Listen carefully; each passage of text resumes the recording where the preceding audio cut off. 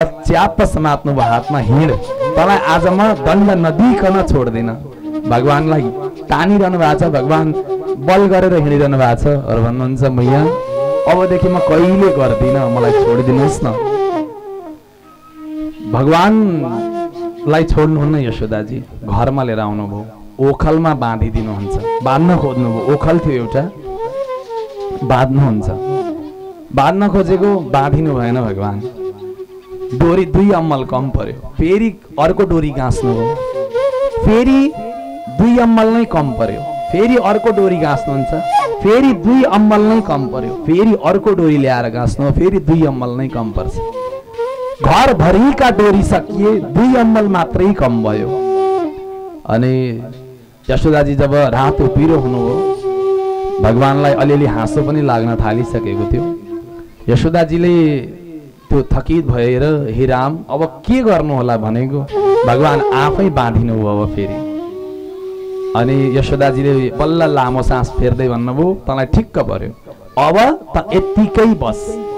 भगवान फेरि रुनुहुन्छ र भन्नुहुन्छ मैया अबदेखि कहिले गर्दिन म, मलाई छोडिदिनुहोस् न। रोइरहनु भएको छ भगवान। र त्यो हो भगवान त्यसरी रुनुभयो। यशोदाजी भित्र जानुभयो, भित्र गएर पनि भगवान चिच्याइरहनु भएको छ छोडिदिनुहोस् न, छोडिदिनुहोस् न भन्नुहुन्छ। भित्र गएपछि चाहिँ भगवान शान्त भएर चुपो लागेर बस्नुभयो। त्यो ओखललाई घिप्सार्नुहुन्छ। अच्छा 2 अम्मल डोरी किन कम परेको ल, खालि 2 नै मात्रै किन कम पर्यो भने यशोदाजीलाई जबसम्म थियो मेरो ठेकी यसले फुटायो तबसम्म भगवान बाँधिनु भएन। किनकि मेरोमा जुन भाव थियो नि त्यो ठेकीमा अपनत्वको भाव भएको हुनाले जबसम्म अन्य वस्तुमा अपनत्व हुन्छ तबसम्म भगवान यशोदाजीको बसमा हुनु भएन। तर जब हे राम अब म कसरी बाँधौँ त यसलाई भनेपछि भगवानलाई नै पुकारेर भगवानलाई बाँध्ने कुरा गर्नुभयो। अनि भगवान बल्ल बाँधिनु भयो। अब त्यो बाँधिएको दृश्य यशोदाजी भित्र जानुभयो। भगवानले त्यो ओखललाई घिसार्नुहुन्छ। घिसार्दै घिसार्दै अर्जुन नाम गरेका 2टा रुख छन्, एउटै जरा भएर दुईटा गएका छन् रुख। त्यो रुखमा ओखललाई फसाउनु हो, जोडले तान्नुभयो, रुख लड्यो, आवाज आएन रुख लडेको। अब त्यो लडेको रुखबाट 2टा पुरुषहरू प्रकट भए, नलकुबर र मणिग्रीव।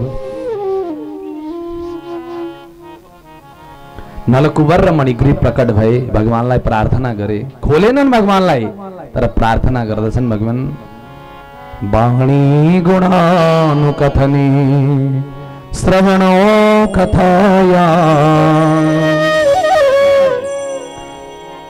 हस्तो च कर्मसु मन स्तव पादयोर्न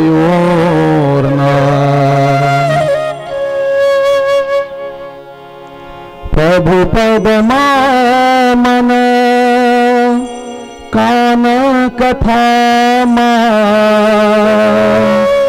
आखा दर्शन बीच भूलो मतिमा सिर औ स्तुतिमा बाणी प्रभु सेवामा हात धुलो। प्रार्थना गर्दछन् प्रभु पदमा मन, मन भगवानको श्री चरणारविन्दमा, कान कथामा, आँखा दर्शनमा, शिर चरणमा झुकेर, स्तुतिमा बाणी। नलकुबर मणिग्रीव भन्दछन् बाणी गुणानुकथने, गाउनको लागि जिब्रो वचन यसरी लागोस् भगवान हाम्रो हजुरको चरणमा। भगवानले मुस्कुराएर आशीर्वाद त दिनुभयो, तर खोल्दै नखोलिकन गए। जब उनीहरू गए तब बल्ल रुख लडेको आवाज आयो, धडाम बल्ल आवाज आयो। आएर हेरेको त यशोदाजी दौडिँदै आउनुभयो, के को आवाज भनेको त रुख लडिरहेछ, छोरो छेउमै छ। नन्द बाबाले आएर गाली गर्नुभयो, यस्तो पनि दण्ड हुन्छ? अहिले छोरोलाई चेपेको भए के हुन्थ्यो? यशोदाजीले खोल्नुभयो, अङ्कमाल गर्नुभयो, रुनुभयो। मेरो छोरोलाई अहिले केही भएको भए म कहाँ जान्थेँ, म कसरी बस्थेँ होला, म त सहनै सक्थिनँ होला यो पीडालाई। रुनुभयो, अङ्कमाल गर्नुभयो। अबदेखि कहिले गर्दिन बाबु, तर तिमी पनि मलाई दुःख नदिऊ है भनेर यो प्रार्थना गर्नुभयो, भन्नुभयो भगवानलाई। तो यसरी पेटमा भगवानको डोरीले बाँधिएको कारणले भगवानको नाम रहन गयो दामोदर। गोविन्द भगवान की। यो दामोदरको नामै यति प्रसङ्ग छ। कार्तिक जुन महिना छ यो अहिलेको, यो यस्तो सौभाग्यको समय हो सज्जनहरू। आज जो यो कथामा हुनुहुन्छ 7 दिनभित्र एकछिन पनि बसेर यो कथालाई जसले जसले सुनिरहनु भएको छ नि, बहुत ठुलो भाग्यशाली सम्झिनुहोस् आफूलाई। किनभने राधा दामोदरकै महिना हो यो कार्तिक। र यो जुन लीला छ नि, यो लीला पनि यही मासको आसपासकै लीला हो। र भगवानले जुन लीला यहाँ गर्नु भएको छ यो दामोदर लीला, आज वास्तव भन्ने हो भने हिजो आजको दिन त यस्तो पवित्र दिन हो। भगवान अब गाई चराउन सुरु गर्नुहुन्छ वृन्दावनतिर लागेर। हिजो गोपाष्टमीको दिन थियो। भगवानले गाई चराउनु भएको सुरु गर्नु भएको दिन नै गोपाष्टमीको दिन हो। हिजोकै दिनबाट भगवानले गाई चराउन प्रारम्भ गर्नुभयो। आज कुष्माण्ड नवमी हो। कुष्माण्ड नवमी भगवान विष्णुले कुष्माण्ड नाम गरेको दानवको वध गर्नुभएको हुनाले यसलाई कुष्माण्ड नवमी भनेको। आजको नवमीलाई अक्षय नवमी पनि भनिन्छ। अक्षय नवमीमा जे काम तपाईँ गर्नुहुन्छ त्यो अक्षय हुन्छ। आज कथा सुन्नु भएको छ नि, यसको पुण्य कहिले पनि क्षय हुँदैन। अब यो त्यस्तो दिन हो। आज भगवान नामको गायन गर्नु भएको छ, यसको पुण्य कहिले पनि क्षय हुँदैन। र आजको दिन त आजदेखि लिएर पूर्णिमाको दिनसम्म जान्ने व्यक्तिले अमलाको बोटमुनि बसेर भोजन बनाएर खानु, अमलाको वृक्षको पूजा गर्नु। किनकि आजदेखि पूर्णिमाको दिनसम्म अमला भनेको लक्ष्मी नारायण हुन्। उनीहरूले अमलाको पूजा गर्नुपर्छ, अमलाको वृक्षको। आजको दिनबाट पूर्णिमाको दिनसम्म अमलाको रुखबाट अमृत झर्दछ अरे। त्यही भएर त्यसको मुनि बस्नु भनेर भनिएको छ। उनीहरूले आजको दिनलाई आमलकी नवमी पनि भनिन्छ। आजको दिनलाई यो अक्षय नवमी हो। विशेष गरेर आजको दिन कार्तिक महिनाको यो समय त बहुत उत्कृष्ट समय हो सज्जनहरू। गोविन्द भगवान की। तो यो दामोदर लीलाको प्रसङ्गको बारेमा चर्चा गर्नुहुन्छ। अत्यन्त गम्भीर प्रसङ्ग छ यो भागवतमा, अत्यन्तै प्रिय लाग्ने प्रसङ्ग पनि हो यो। भगवान अब गोकुलमा भएको उत्पातहरू देखेर सबै ब्रजवासीहरूले भने जाउँ वृन्दावन। गोकुललाई छोडेर सबै बसाई सरेका छन्, गोकुलबाट वृन्दावन प्रस्थान गर्दछन्। आउनुहोस् एकछिन मानसिक यात्रा गरौँ वृन्दावनको।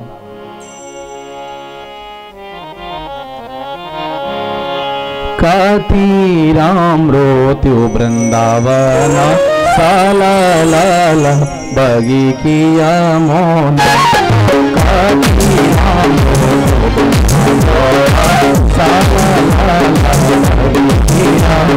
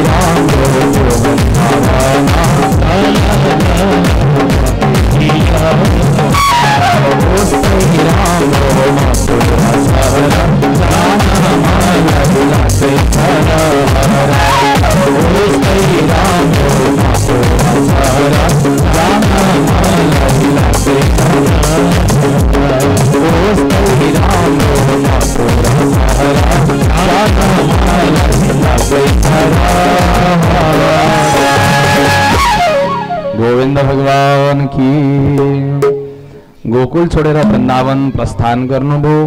वृन्दावनमा गएर एउटा फल बेच्ने महिलामाथि कृपा गर्नुभएको छ। फल बेच्ने वाली महिला एउटी गएकी थिइन्। अरे भैया कोही फल ले लो, कोही फल ले लो भनेर बेच्दै थिइन्। भगवानले सोच्नुभयो मलाई फल बेच्न फल दिन आउने को होला? सारा संसारलाई फल दिने म और मलाई फल दिने को होला? हेर्नुभयो एउटा बुढी मैया हुनुहुन्थ्यो। अनि भगवानले भन्नुभयो मैया यो फल हजुरले जो बेच्न आउनु भएको छ यो फल मलाई दिनुहुन्छ? ती फल बेच्ने महिला भन्दछिन् लाला तेरो बोली यस्तो मिठो रहेछ, तेरो स्वरूप यति राम्रो रहेछ, मलाई हेर भरे केही खानु पर्छ, त्यही हुनाले मैले बेच्नु परेको, नभए म तँलाई सित्तैमा सबै दिएर जान्थे। मैया म तपाईलाई धेरै धान ल्याएर दिन्छु, मलाई यो फल दिनुहोस् न त। फल बेच्ने महिलाले भने अच्छा कन्हैया जति सक्छस् ल्याएर दे, तेरो बोलीबाट म कंगाल भइहाले, मलाई जति सक्छौ ल्याएर देऊ। भगवान जानुभयो। सानो भगवान श्याम सुन्दरको सानो अंगुली छ, के अरे त्यो हात छ, यो अंजुली भरि भगवानले जति राख्न सक्नुभयो त्यति हल्लाउँदै हल्लाउँदै हल्लाउँदै भगवान आउनुभयो। जति हातमा थियो त्यो पनि छर्दै छर्दै आउनुभयो। दुईटा दाना धानका बचेछन् भगवानको हातमा। आउनुभयो फल बेच्ने ती महिलालाई भन्नुभयो मैया यति नै छ मसँग। हाँसिन् महिला और भनिन् लाला यो सबै फल तँलाई नै भो, खन्याइदिनु भयो एक ठाउँमा और भन्नुभयो टोकरी शिरमा राखेर जति धान छ सबै मेरो शिरमा राखिदिऊ त लु। दुईटा दाना धानको भगवानले शिरमा हालिदिनु भयो टोकरी भित्र। अब भगवानको सुन्दर छविलाई याद गरेर हिँड्दै हुनुहुन्छ। अत्यन्त त्यो सुन्दर छविलाई याद गरिरहनु भएको छ, कन्हैयालाई सम्झिरहनु भएको छ। भगवानको नाम श्याम सुन्दरको नाम गाउँदै गाउँदै हिँडिरहनु भएको छ। गोपीहरूले हेर्छन्, अब केही बोल्नु भएन। ती बुढी मैया जानुभयो। जति जति अघि बढ्नुहुन्छ त्यति त्यति त्यो टोकरी भारी भारी भारी भारी हुँदै हुँदै आयो र घर पुगेर भारी टोकरी निकालेर जसो नै भुइँमा राख्नुभयो। त्यहाँ हेर्नुहुन्छ टोकरी त त्यो सुन चाँदी मणि माणिक्यले भरिपूर्ण भएको रहेछ। गोविन्द भगवान की। यसरी फल बेच्ने महिलामाथि कृपा गर्नुभयो। भगवान वृन्दावन घुम्नको लागि भनेर जानुहुन्छ। वत्सासुर नाम गरेको दानव भगवानले गोपाष्टमीबाट, मैले अघि भने हिजोको दिनबाट, हिजो अष्टमी थियो गोपाष्टमी, हिजोको दिनबाट भगवानले गाई चराउन प्रारम्भ गर्नुभयो। तर अब गाई त भगवान सानो हुनुहुन्थ्यो। यशोदाजीले भन्नुभयो तिमीले बाछा चराउन सुरु गर। सानो बाछा बाछी चराउन प्रारम्भ गर्नुभयो। तो अब बाछाको बथानमा एउटा दानव आइलाग्यो वत्सासुर। भगवानले समात्नुभयो त्यसलाई, चिनेर दुईटा पछाडिको चरण घुमाउनुभयो, आकाशमा पछार्नुभयो वृक्षमा। वत्सासुरको प्राणान्त भयो। देवताहरूले पुष्प वर्षाए, बाजा बजाउँदै जय जयकार गरे। गोविन्द भगवान की। अब फेरि अघि बढ्नुहुन्छ। बकासुर नाम गरेको दानव बकुल्लाको रूप धारण गरेर आएको छ। त्यसको त्यो ठुँड जो छ मानौ आकाशबाट झुन्डिएको वज्र जस्तो छ। गोविन्द भगवान की। गोबर छ कि छैन त्यसमा?